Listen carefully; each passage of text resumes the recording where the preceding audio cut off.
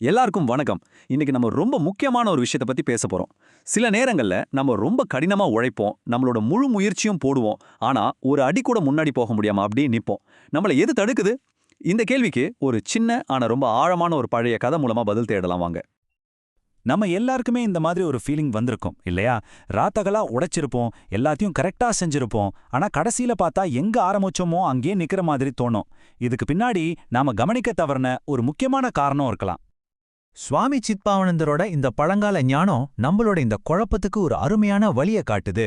இது வெறும் ஒரு கதை இல்லைங்க, நம்ம ஒவ்வொருத்தரோட வாழ்க்கைக்கும் பொருந்தி போற ஒரு சக்தி வாய்ந்த உருவகம். சரி வாங்க, அந்த கதை என்னன்னு பாப்போம். ஒரு சாதாரண பயணமா ஆரம்பிக்கிற மாதிரி தான் தெரியும். ஆனா அதுக்குள்ள ஒரு பெரிய மர்மம் ஒளிஞ்சிருக்கு. கொஞ்சம் கற்பனை பண்ணி பாருங்க. கும்முருட்டான ஒரு ராத்திரி, ஆத்துல ஒரு படகு நிக்குது. பயணத்துக்கு தேவையான எல்லா பாரமும் அதுல ஏத்தியாச்சு, ரெடியா இருக்கு. பயணத்துக்கு முதல் நல்ல சகுனம். தண்ணியோட ஓட்டம், அதாவது நீரோட்டம் படக முன்னோக்கி தள்ளுறதுக்கு சாதகமா இருந்துச்சு. இயற்கை அவங்களுக்கு முழுசா சப்போர்ட் பண்ணுது. அது மட்டும் இல்ல, அடுத்ததா காத்தும் அவங்களுக்கு சாதகமா வீச ஆரம்பிச்சுது. பாய்மரத்தை விரிச்சதும் படகு இன்னும் வேகமா போகும்.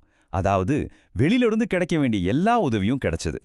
இப்ப பாருங்க, சூழ்நிலை மட்டும் நல்லா இல்ல, அந்த படகுல இருந்தவங்களும் அவங்க முழு பலத்தையும் போட்டு துடுப்பு போடுறாங்க.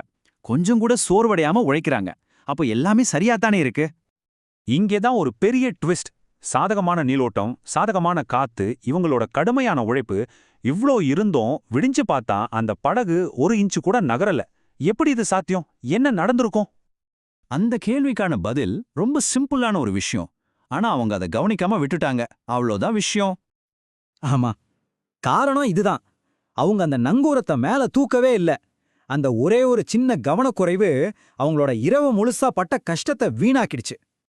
சரி, இப்போ இந்த கதையோட அசல் அர்த்தத்துக்கு வருவோம். இது வெறும் படக பத்தின கதை மட்டும் இல்ல, நம்ம வாழ்க்கைய பத்தின ஒரு ஆழமான பாடம். அந்த நங்கூரம், அதுதான் நம்ம வாழ்க்கையில இருக்கிற பற்றுதல்கள். நம்மள அறியாமலேயே நம்மள பின்னுக்கு இழுக்கிற விஷயங்கள். அது ஒரு கெட்ட பழக்கமா இருக்கலாம், நம்மளால மறக்க முடியாத ஒரு பழைய வலியா இருக்கலாம், இல்ல தவறான நம்பிக்கைகளா கூட இருக்கலாம். இதெல்லாம் நம்மள ஒரே இடத்துல கட்டி போட்டுடும். இதை இன்னும் சிம்பிளா புரிஞ்சுக்கலாம் வாங்க. அந்த கதையில வர படகு, அதுதான் நீங்க. உங்க வாழ்க்கை பயணம். உங்களுக்கு கிடைக்கிற வாய்ப்புகளும் நீங்க போடுற முயற்சிகளும் தான் அந்த சாதகமான காத்தும் நீரோட்டமும். ஆனா அந்த நங்கூரம், அதுதான் நம்மளோட உலகப்பற்றுகள், தேவையில்லாத சுமைகள். உண்மையான முன்னேற்றம் வேணும்னா முதல்ல அந்த நங்கூரத்தை தூக்கணும். அதாவது அந்த பற்றுதல்களை விடணும்.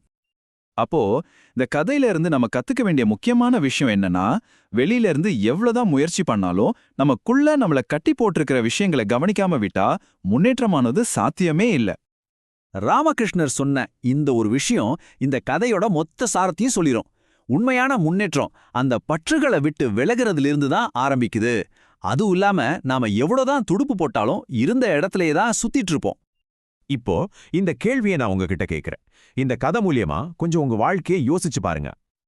உங்க வாழ்க்கை படக நகர விடாம தடுத்துக்கிட்டு இருக்கிற அந்த மறக்கப்பட்ட நங்கூரம் எது? அது ஒரு தேவையற்ற பழக்கமா, ஒரு பழைய வழியா, இல்ல ஒரு தவறான நம்பிக்கையா? முதல்ல அதை நீங்க கண்டுபிடிக்கணும். எப்போ அதை தூக்க நீங்க தயாராகிறீங்களோ அப்பதான் உங்க உண்மையான பயணம் ஆரம்பிக்கும்.